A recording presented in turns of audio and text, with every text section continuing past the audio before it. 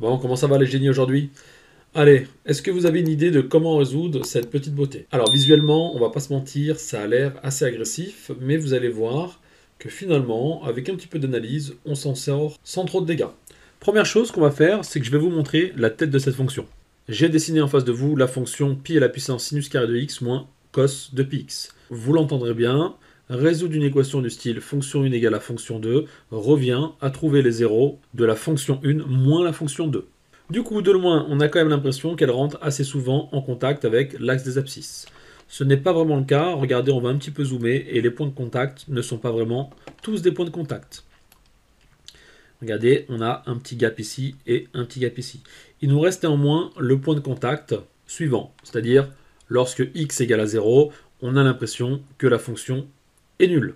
Et graphiquement, on peut émettre l'hypothèse que 0 est la seule solution de cette équation. Mais ça, malheureusement, ça ne vous rapportera aucun point, il faut donc la résoudre à la main. Allez, let's go. On a du coup ici, au départ, pi à la puissance sinus carré de x qui vaut cosinus de pi x.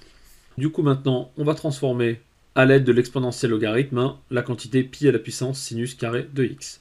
Je rappelle en jaune que a à la puissance b, c'est pareil que exponentielle de b ln de a. Tenter que a ait les bonnes propriétés pour pouvoir se dandiner à l'intérieur d'un logarithme. Ainsi, on a exponentielle de sinus carré de x ln de pi qui vaut cosinus de pi x.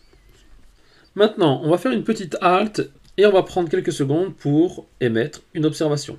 N'oubliez pas en maths d'observer les choses avant de foncer tête baissée comme un taureau énervé, malheureusement très souvent vers un mur. Du coup, si on regarde la quantité de gauche, pour commencer, regardons la puissance de l'exponentielle. On a ici sinus carré de x ln de pi. Alors, cette quantité-là est supérieure ou égale à 0. Ici, on sait que le logarithme n'est pas rien et positif dès que x est supérieur à 1. Pi étant supérieur à 1, on sait que cette quantité est strictement positive. Du coup, cette quantité est supérieure ou égale à 0, ce qui veut dire que cette quantité-là est supérieure à exponentielle de 0 qui vaut 1. Donc c'est supérieur ou égal à 1. On sait aussi que le cosinus est compris entre moins 1 et 1, et donc que cette quantité-là est inférieure ou égale à 1. Donc à votre avis, vous avez, et on va schématiser ça ici sur une droite, ok, une fonction qui a pour territoire cette zone-là. Donc on a 1 ici. Donc on a la fonction ici, 1, qui elle vit ici. Très bien, dans ce domaine-là. On a une deuxième fonction, elle, qui vit de ce côté-là, qui prend des valeurs ici. Ok. Du coup, maintenant qu'on sait ça, on sait que parmi toutes les valeurs que ces fonctions vont prendre, les seules valeurs de x pour lesquelles la fonction f1 et f2 peuvent être égales, ce sont les valeurs de x pour lesquelles les deux fonctions donnent simultanément 1. D'accord? Donc, je répète, parmi toutes les valeurs de x pour lesquelles les deux fonctions d'une part et d'autre part valent 1, on va chercher parmi ces valeurs les valeurs qui simultanément vont donner 1. Donc pour f1, vous aurez par exemple 10 valeurs où on trouve f1 de x vaut 1. Pour f2, on va peut-être en trouver, je ne sais pas, 5. f2 de x pour ces valeurs-là donnera 1. Et on va regarder dans ce paquet de valeurs lesquelles sont dans les deux paquets à la fois. Ok, j'espère que tout ça est clair. Et du coup, on résume tout ce charabia en un système d'équations.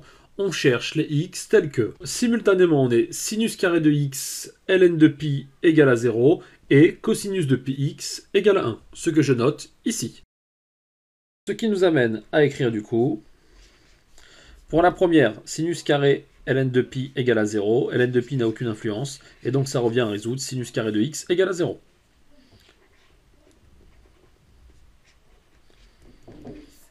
Et on réécrit la deuxième ligne, cosinus de px égale à 1. On trouve alors, du coup, pour la première, et là, je vous renvoie, si vous n'êtes pas au point avec les valeurs particulières du sinus et du cosinus, à jeter un petit coup d'œil sur le cercle trigonométrique. Mais logiquement, si vous êtes venu jusqu'à là dans la vidéo, vous devriez savoir de quoi je parle.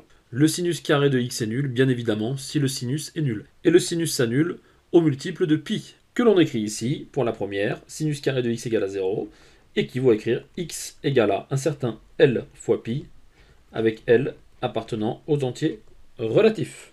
Pour la deuxième, un cosinus est égal à 1 si et seulement si son intérieur est un multiple de 2pi. Ce qu'on va écrire ici, πx égale à 2kpi, avec k appartenant à z. Donc je rappelle, hein, ça c'est simplement une façon d'écrire multiple de pi. Et ça, multiple de 2pi. Allez, j'efface un petit peu en haut, hop là.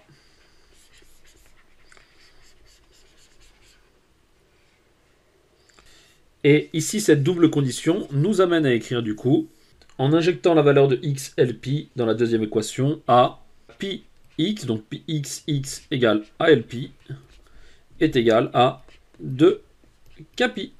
On va barrer un pi, et on a donc ici pi qui vaut 2k sur L. Mais ça veut dire quoi? Ça ne veut pas dire que pi est un nombre rationnel, puisqu'on arrive à le mettre sous la forme d'une fraction. Mais à votre avis, sérieusement, depuis le temps que vous entendez parler de pi, si pi valait par exemple quelque chose de cette forme-là, est-ce que vous pensez que personne ne vous aurait donné la valeur exacte sous forme de fraction de pi? Non. Pourquoi? Parce que pi n'est pas un nombre rationnel. Du coup, maintenant, résumons la situation. Cette égalité, bien entendu, et j'ai peut-être oublié de le dire, a lieu que lorsque x est différent de 0. Évidemment, hein, si x vaut 0, ça veut dire que L vaut 0, et on est en train de diviser par 0. Donc du coup, pour résumer, il n'existe pas, il n'existe pas de x différent de 0, solution de notre équation. Très bien. Maintenant, du coup, effaçons ça. Hop là. Maintenant, on n'a pas fini. On a regardé tous les x différents de 0. On sait qu'il n'y a donc pas de solution autre que potentiellement 0. On va donc vérifier si 0 est une solution ou pas. Graphiquement, on l'a vu.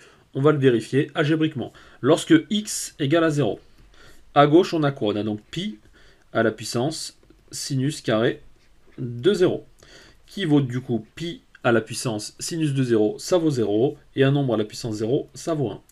Et du coup, cosinus de pi fois 0, ça donne cosinus de 0, et on trouve 1. Et du coup, la solution de cette équation est l'élément 0, et seulement celui-ci. Allez, j'espère que ça vous aura plu, et comme d'habitude, je vous dis à bientôt pour une prochaine vidéo. A plus les matheux, bye bye.